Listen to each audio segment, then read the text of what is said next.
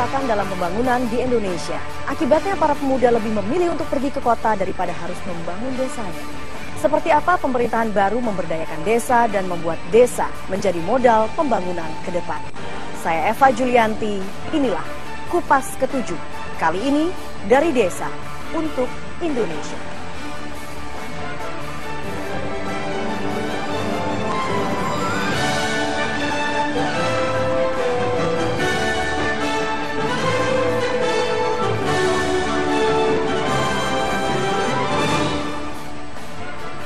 Desa adalah kaki dari negara Indonesia.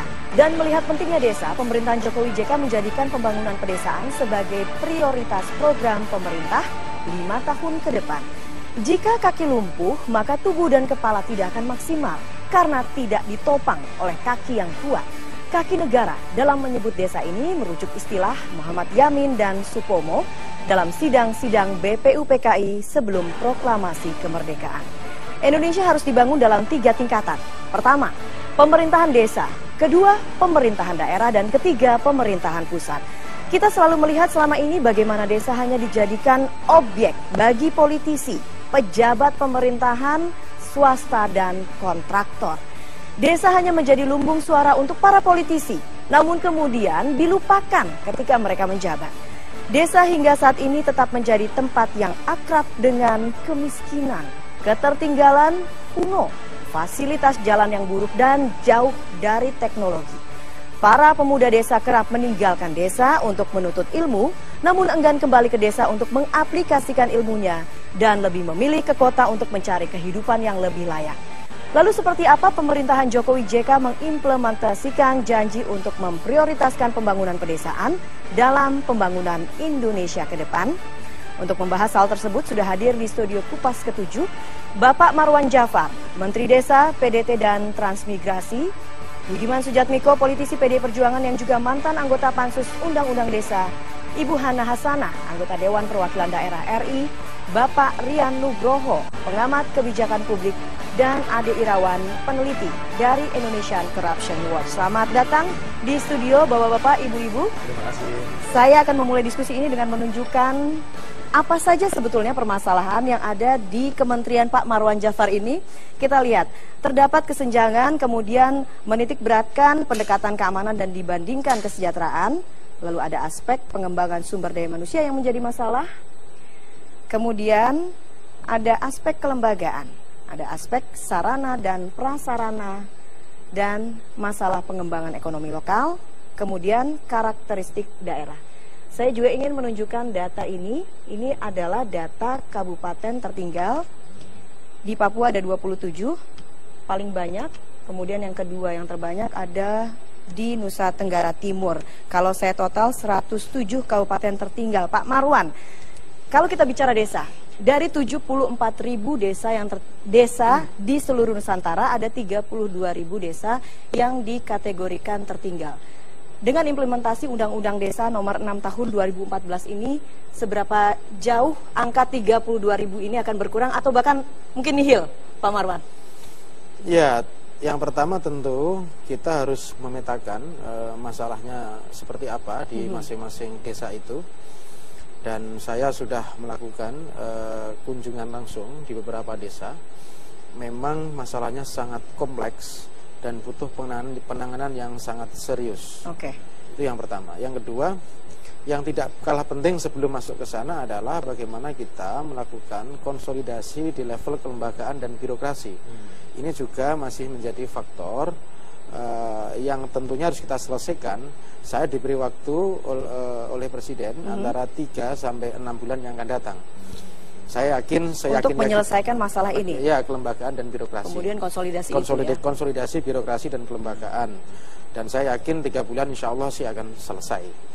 Dan setelah itu selesai, tentu kita akan segera running untuk melakukan proses-proses tahapan-tahapan menuju ke arah proses satu penataan pemerintahan di level desa. Yang kedua adalah membangun arah pembangunan desa, dan yang ketiga adalah pemberdayaan desa sesuai dengan undang-undang desa. Nah, oleh karena itu 3 level itu menjadi platform kita, sekaligus sarana ideologis bahasa saya untuk melakukan pemberdayaan desa secara keseluruhan. Kenapa konsolidasi yang menjadi masalah utama? Apakah memang sebegitu sulitnya tumpang tindih dan apakah memang undang-undang desa ini bisa menjadi solusi, Pak Marwan? Begini, di kementerian yang saya pimpin ini ada 3 kementerian yang tergabung secara parsial. Yang pertama adalah masuknya 2 dirjen di transmigrasi dan masuknya 1 dirjen PMD dari Kementerian Dalam Negeri dan PDT sendiri, pembangunan daerah tertinggal.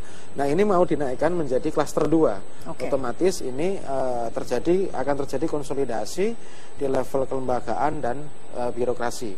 Oleh karena itu sekali lagi bahwa butuh waktu yang ya tidak lama lah, singkat, dan sudah berkali-kali kita lakukan rapat maraton.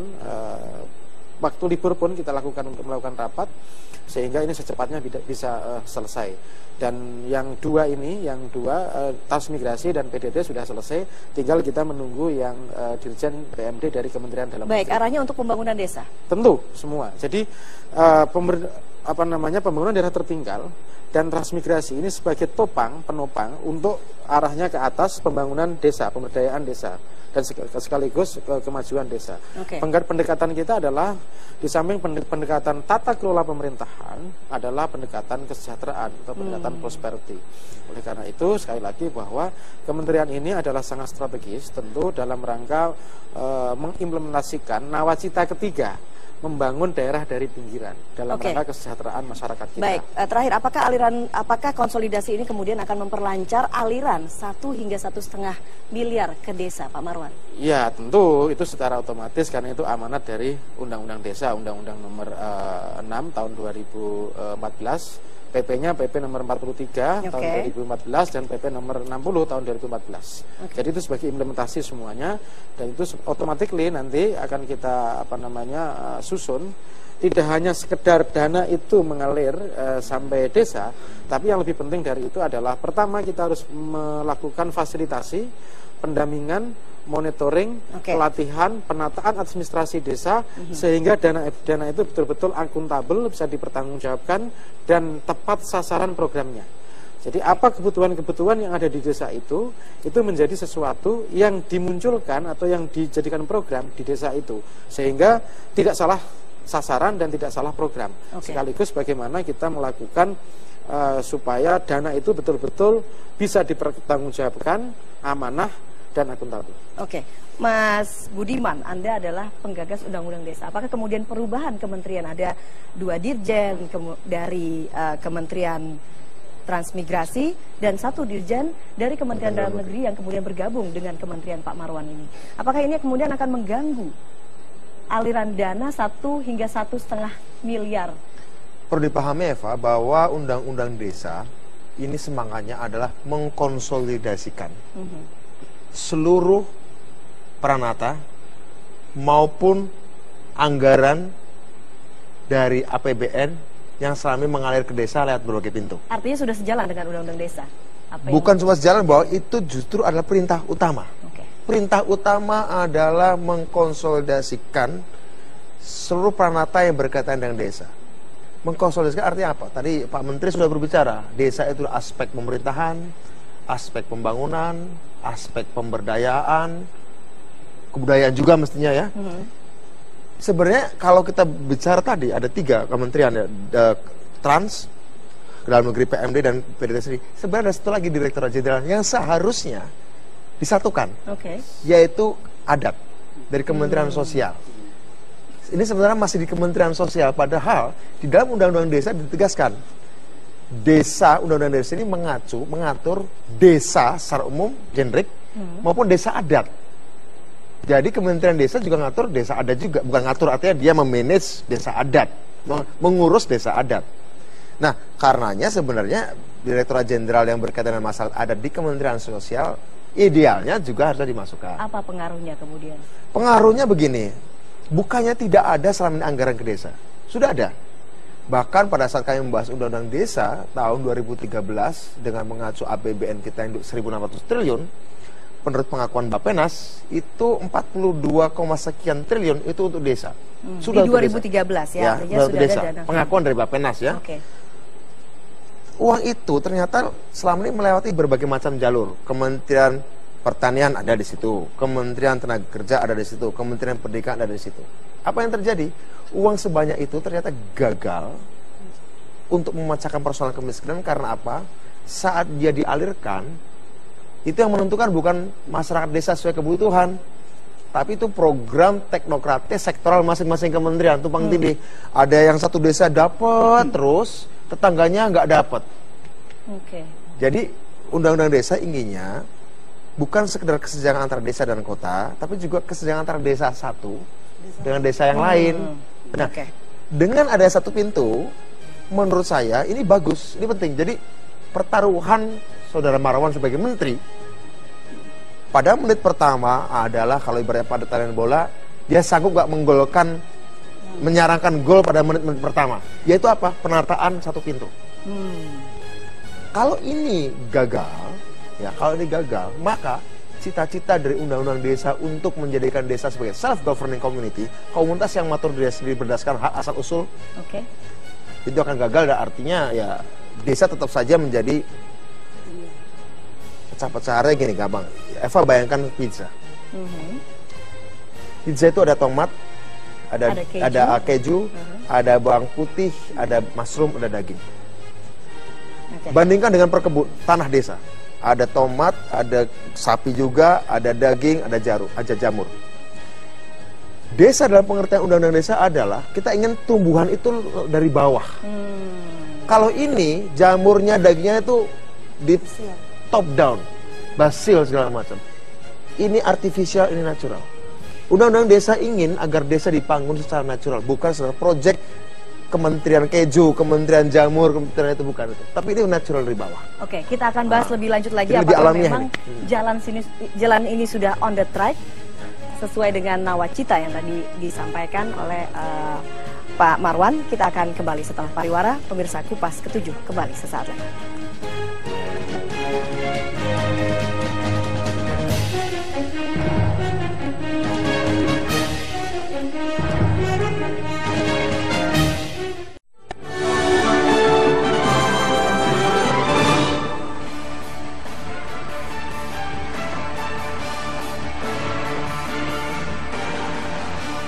Ya, menyalurkan dana untuk desa, salah satunya dengan mengintegrasikan dengan satu pintu. Saya ingin ke Bu Hana. Seberapa penting sebetulnya dana bagi percepatan pembangunan di desa ini?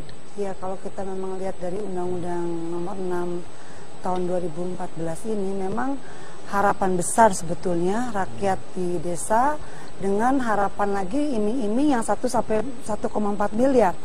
Bagaimana dengan desa adat? Ini kan menarik sebetulnya.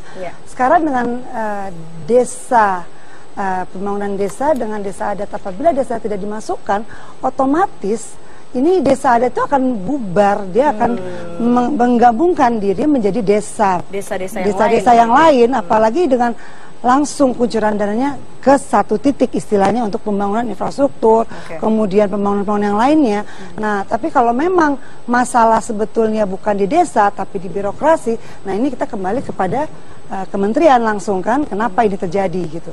Tapi harapan kami memang antara pembangunan desa tertinggal atau pembangunan desa dan desa adat harus dimasukkan dalam satu kesatuan gitu, sehingga merata pembangunannya. Merata pembangunan. Saya ingin ke Mas Ade. Sebenarnya Anda pasti punya penelitian mengenai desa.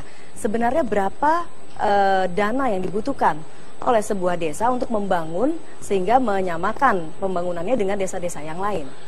Tiap desa atau tiap daerah pasti berbeda, tergantung kepada masalah apa yang mereka hadapi, kebutuhan apa yang mereka ingin capai.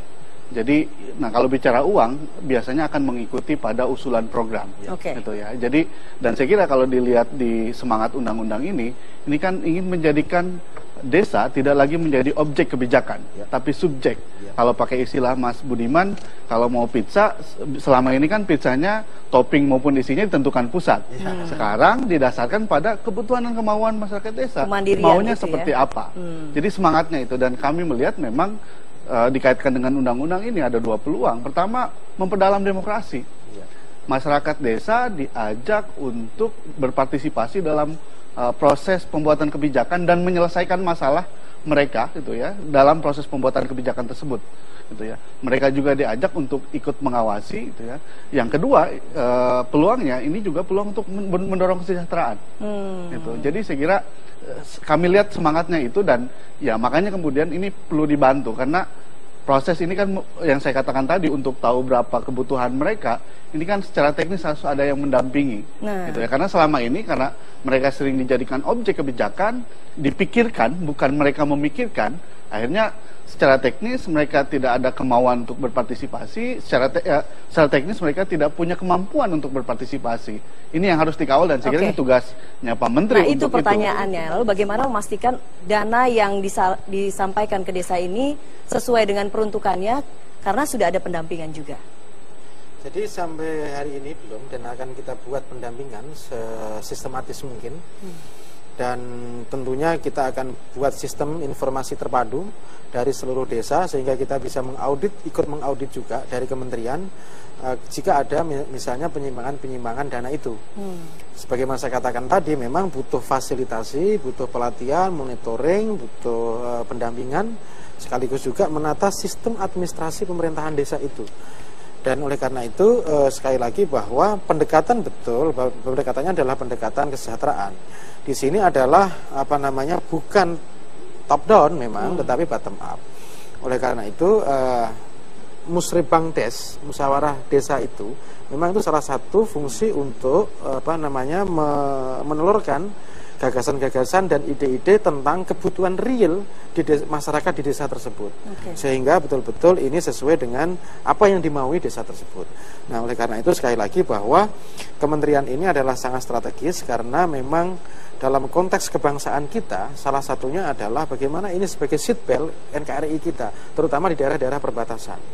Banyak desa-desa daerah perbatasan yang konon saya belum tahu persis itu menjadi perebutan antara dengan negara tetangga. Ini juga harus kita bereskan semuanya. Oleh karena itu tidak hanya semata-mata pendekatan kesejahteraan, pendekatan teritorial kita juga harus kita pikirkan. Oke, Mas Rian, apakah langkah yang diterapkan oleh kementeriannya Pak Marwan Jafar ini sudah on the right track untuk membangun sebuah desa yang mandiri seperti yang dicita-citakan? Ya, tapi tidak cukup. Begini. Tidak cukup. Saya mau kritisi. Dari tadi kita berbicara masalah pendekatan berapa dananya, berapa politiknya. Peter Drucker, guru manajemen, mengatakan bahwa there is no such of underdeveloped country, there is only undermanaged country. Saya sudah bekerja di 32 provinsi di Indonesia ini dan saya lihat ada problem kita adalah kita belum menggunakan pendekatan manajemen sebagai cara pandang awal. Ingat, cara pandang awal. Dengan pendekatan manajemen kita lihat dulu asetnya apa, terus bisa kita apakan. Jadi bukan uangnya dulu.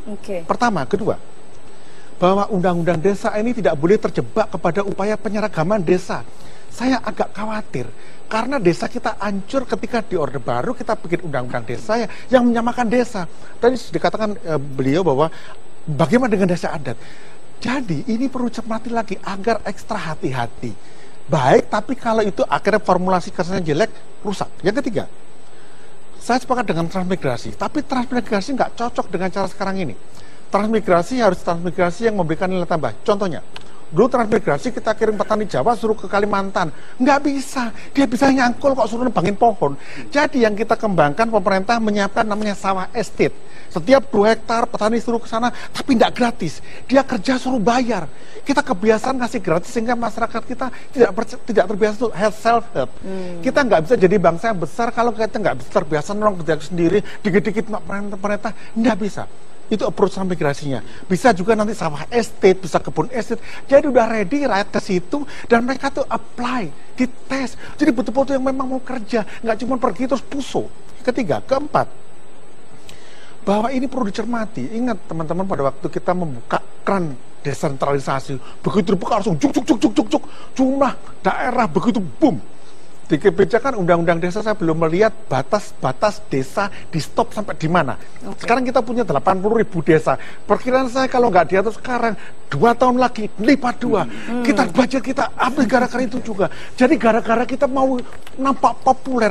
Look, Lee Kuan Yew mengatakan problem di Indonesia dan banyak negara bukan demokrasi yang liberal, tapi demokrasi populer. Apa itu? Setiap penguasa baru menawarkan hal yang baru terus tambah, akhirnya divisinya habis. Ini pertimbangan lain untuk kebijakan ini. Dan yang kelima adalah begini loh. Adalah penting lagi. Undang-Undang Keuangan Negara mengatakan bahwa tugas BPK sama BPKP adalah mengaudit pengeluaran oleh setiap entitas pemerintahan mandiri. Artinya tugas BPK sama BPKP mengaudit banyak begitu. Dan mereka belum siap loh ini. Jadi menurut hemat saya sudah lama sarankan bahwa kalau undang-undang desa dibuat, fine, bagus. Tapi persiapannya jangan ujuk-ujuk. Perlu setahun dulu deh gitu. Bukan hanya siap di desanya, tapi siap aparatur pendukungnya. Ini juga tidak kalah konfliktual keberadaan Kementerian Desa dan Kementerian Desa lah nih. Karena gini, setiap kementerian itu ibaratnya adalah sektor. Ingat, di pusat itu sektor.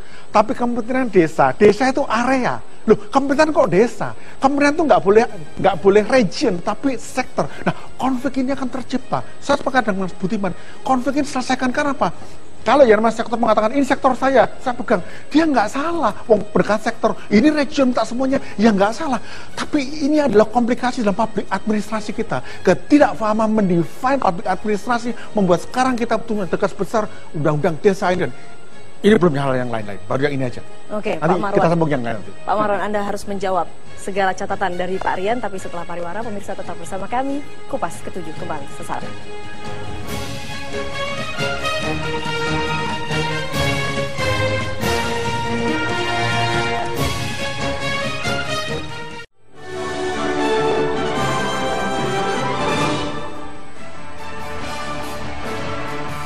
Ya, sebelum Pak Marwan Jafar menjawab 5 catatan dari Pak Rian Nugroho, saya juga ingin menunjukkan ini akan menjadi PR juga sebetulnya Pak Marwan.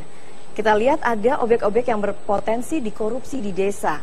Ini ada alokasi dana desa, kemudian ada tanah kas desa, program sertifikasi massal, dana sosial atau bantuan dari provinsi, dan ada dana infrastruktur. Nah, ini bagaimana kemudian mencegah, selain tadi 5 catatan yang disampaikan Pak Rian, mencegah objek-objek ini kemudian dikorupsi nantinya? Oke, baik. Yang pertama tentu dari sisi regulasi, kita harus ingat Pak Rian bahwa kita mengegulkan undang-undang desa ini dengan darah dan keringat.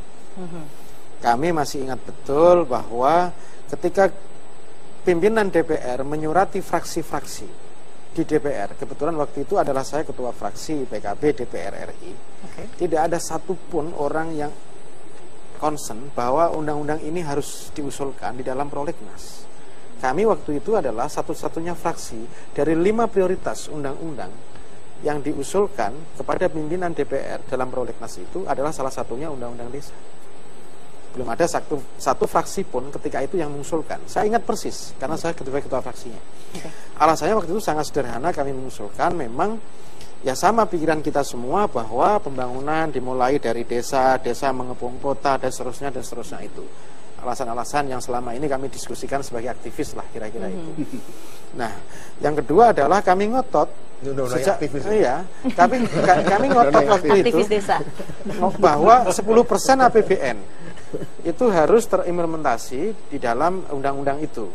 Karena sebetulnya undang-undang ini adalah periode 2004-2009 pernah ada pembahasan undang-undang tentang pembangunan masyarakat desa, pembangunan desa. Tapi ini nggak selesai karena tidak bisa di carry over undang-undang itu, maka harus diusulkan kembali.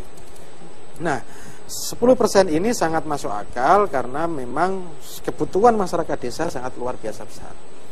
Dengan segala macam pendekatan dan alasan-alasan, termasuk mencegah migrasi ke kota segala macam itu. Tapi apakah kemudian sudah dipikirkan? Nah, ini yang kita pikirkan adalah eksesnya. Iya, eksesnya adalah yang penting undang-undang ini adalah afirmatif terhadap daerah-daerah yang sifatnya sangat tertinggal atau desa-desa yang sangat tertinggal. Kita bikin regulasinya dulu. Tetapi regulasinya ini kan tidak cek kosong. Ada PP.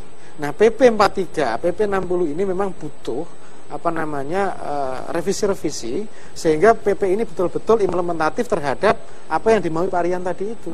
Jadi undang-undang ini juga menerima saya kira PP ini harus ada revisi-revisi karena kelihatannya dibuat secara terburu-buru. Banyak yang tidak nyambung dengan undang-undangnya. Nah, ini bisa kita pahami bahwa memang tidak mudah, Pak. Tarik-menarik politiknya Mas Budiman saya kira tahu sendiri kan, butuh waktu yang sangat panjang. Bahkan aparat desa minta jadi PNS itu demo berkali-kali di Senayan itu.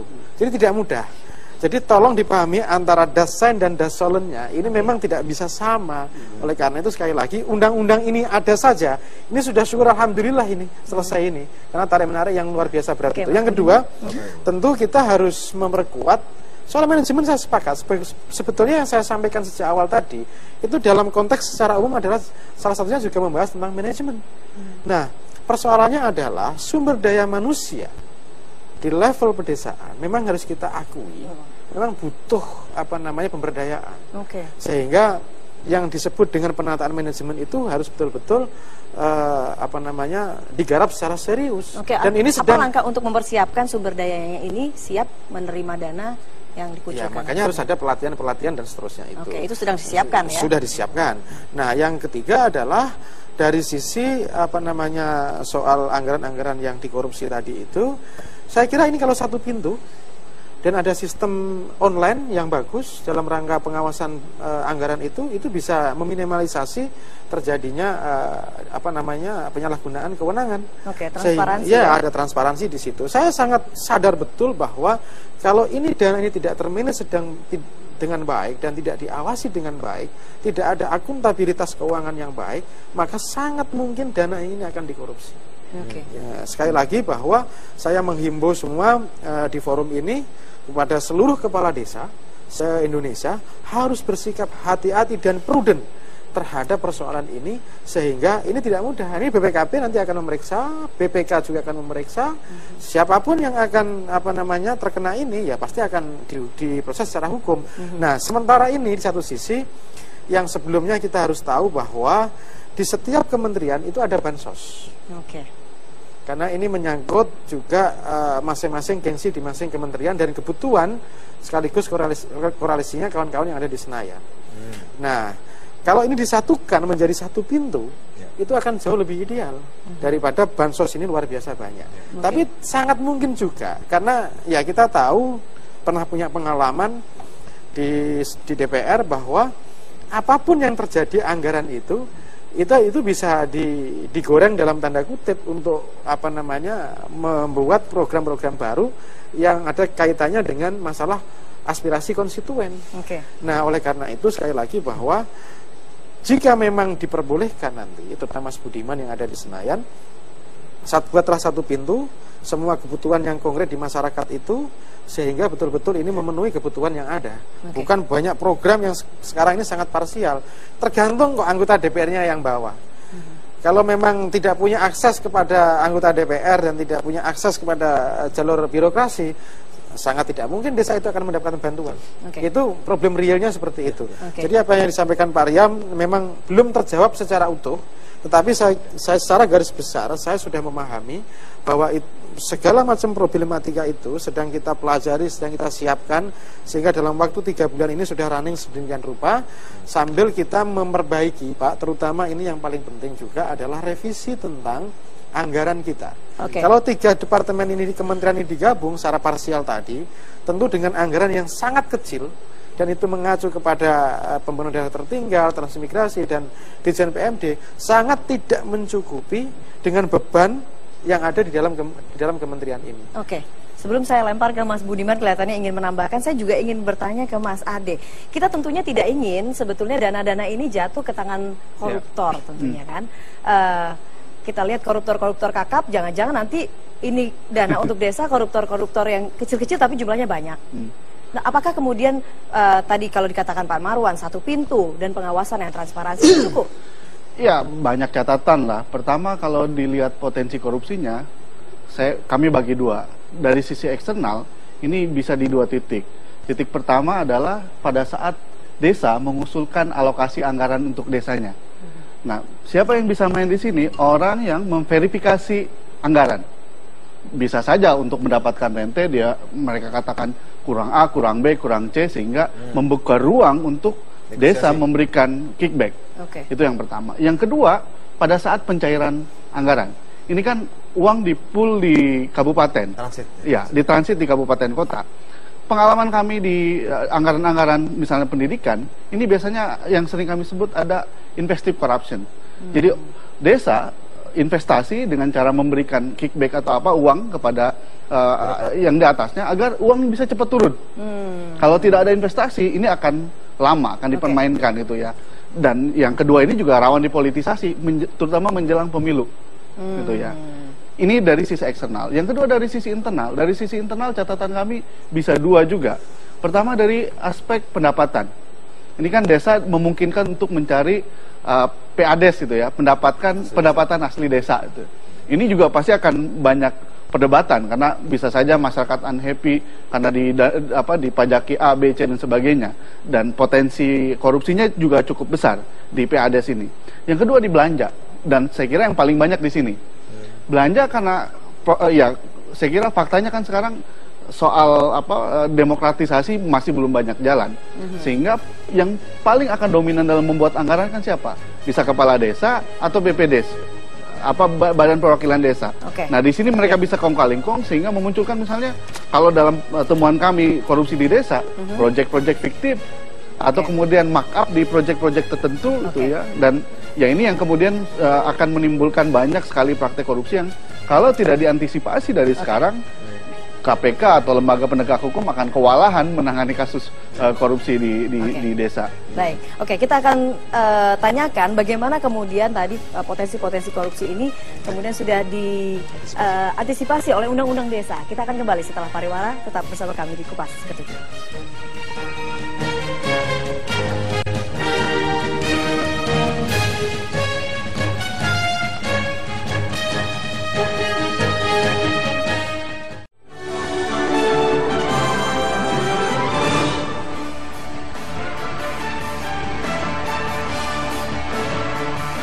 Sebelum saya ke Mas Budiman, saya ingin tanya dulu ke Bu Hana. Kalau tadi disampaikan Mas Ade Irawan ada beberapa hal yang kemudian menjadi potensi korupsi dari alokasi dana desa ini. Apakah Anda melihat itu di daerah?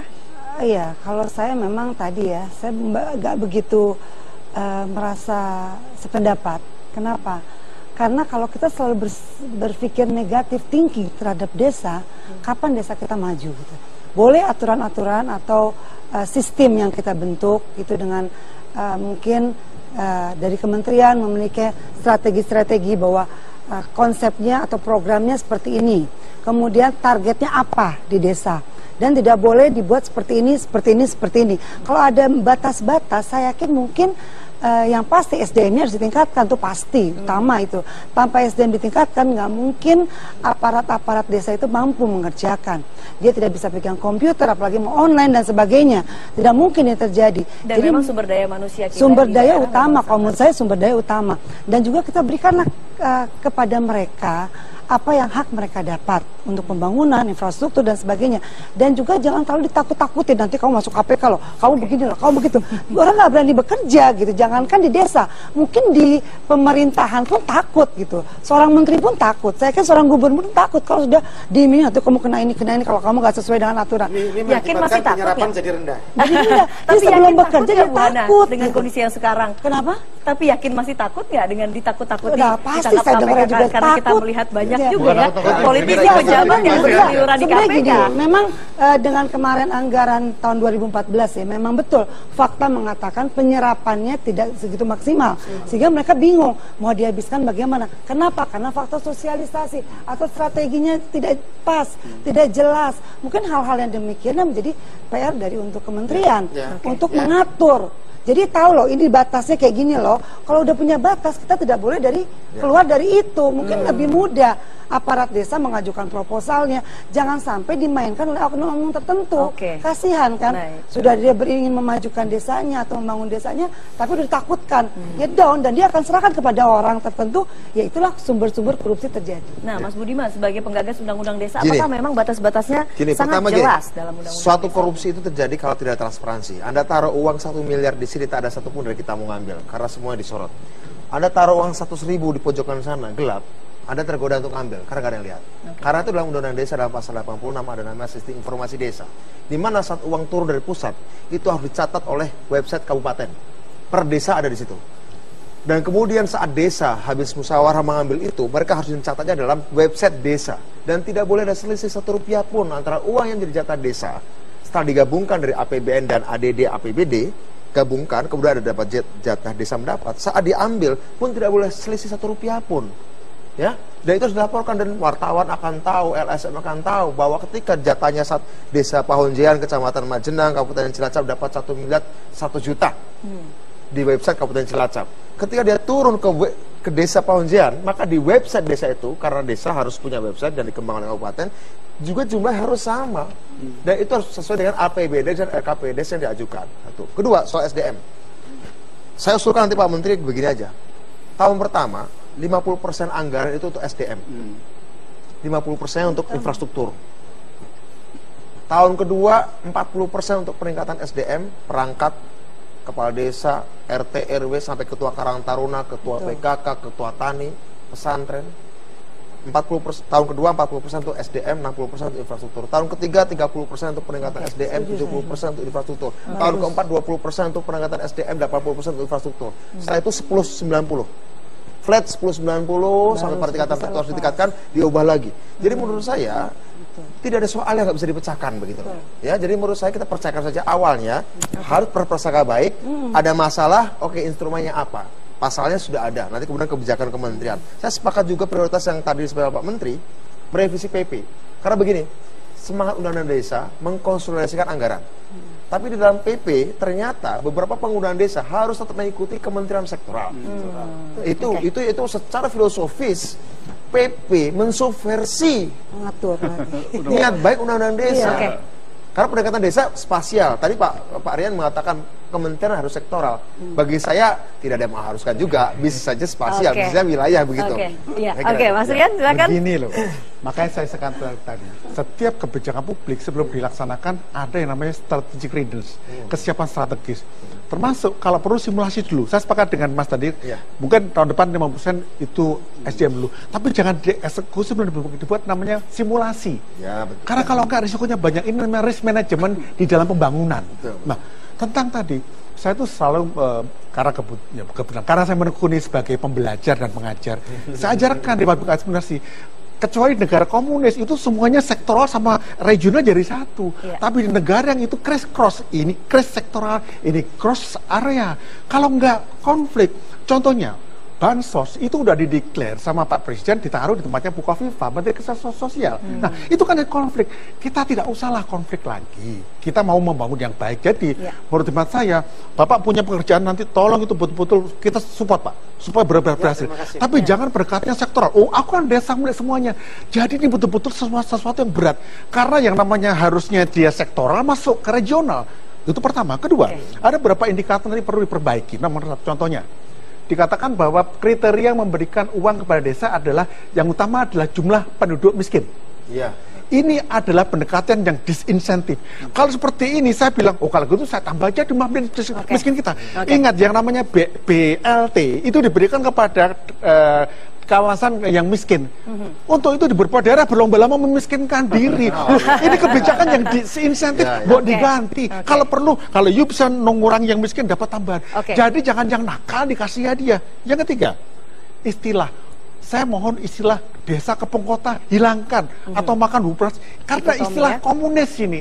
Mau itu konsepnya desa kepung kota. Indonesia bukan negara komunis. Hilangkan itu supaya kita nggak terbiasa itu. Baik. Harus berhenti di situ tapi nggak boleh. Tapi intinya adalah kebijakan memang harus hati-hati ya. Ya kebijakan memang harus hati-hati dan segala kebijakan harus hati-hati dan memang segala catatan juga pastinya ditulis ya oleh Pak Marwan. Tapi saya ingin tahu Pak Marwan, kalau kemudian Kementerian Pertanian mendapatkan target dari Pak Joko Widodo untuk swasembada pangan dalam 3 tahun. Kalau untuk Kementerian Bapak, Presiden Jokowi targetnya seperti apa? Jadi saya punya cita-cita bahwa minimal ada 5.000 BUMDes yang harus terbentuk dalam waktu dekat. Karena ini menjadi potensi. Itu cita-citanya Pak Marwan, tapi bukan target dari Presiden Jokowi. Saya belum mendapat ini karena masih konsolidasi birokrasi tadi. Nah, oleh karena itu BUMDes ini penting karena potensi-potensi sumber daya lokal yang ada di desa ini luar biasa besar. Jadi tidak terkelola dengan baik. Dalam rangka tentu memodernisasi desa, salah satunya adalah melalui BUMDes itu. Yang kedua, kita harus mengentaskan paling tidak minimal 2/3% harus menuju desa mandiri. Yang sekarang misalnya ada desa sehat, itu kurang lebih di 83 kabupaten. Ini harus mulai pelan-pelan kita entaskan. Kita menuju desa yang bebas dari listrik yang biarpet itu. Nah, ini kurang lebih sekitar juga ada 73 kabupaten di situ. Nah, oleh karena itu ini PR kita luar biasa besar di sini karena ini menyangkut tidak hanya di Kementerian Desa, tetapi Kementerian Desa ini akan bersinergi bekerja sama minimal dengan 18 atau 19 kementerian yang ada. Oleh karena itu sekali lagi bahwa kalau boleh dikatakan kementerian ini dalam tanda kutip itu menjadi Menko dari kementerian-kementerian yang bisa kerjasama tadi itu. Menko bayangan ya. Menko bayangan. Sehingga dengan pertanian kita kerjasama, dengan pendidikan kerjasama, kesehatan bisa kerjasama dan lain-lain itu. Sehingga, dan semuanya akan bisa dicapai di tahun berapa? Di tahun keberapa Pak Marwan targetnya? Nah, kita harus optimis bahwa dengan adanya undang-undang desa ini seharusnya minimal setengah dari desa kita sudah terentaskan dengan baik. Iya. Jadi yang disebut dengan empowering of civil society itu kuncinya salah satunya adalah pembangunan di desa itu. Tapi sebelum ini Mbak, pengalaman kami mendampingi sekolah-sekolah lewat APBS partisipatif, jangan sampai lewat undang-undang ini Pak Menteri terjebak hal yang teknis supaya tidak ada korupsi sehingga dibuat kemudian APBDes-nya dibuat baik. Tapi esensi bagaimana memperdayakan masyarakat terlibat dalam proses pembuatan kebijakan dilupakan. Ini yang saya kira akan bahaya. Gitu ya. Justru yang harus kita perkuat ya mandat dari undang-undang ini bagaimana memperkuat partisipasi masyarakat yang harus diperhatikan. Dan pemirsa, kita berharap apa yang akan dilakukan pemerintahan baru akan membuat desa menjadi lebih baik, dan tentunya kita berharap program-program yang akan dijalankan mampu menjadikan desa sebagai modal utama pembangunan Indonesia. Sampai jumpa. Terima kasih.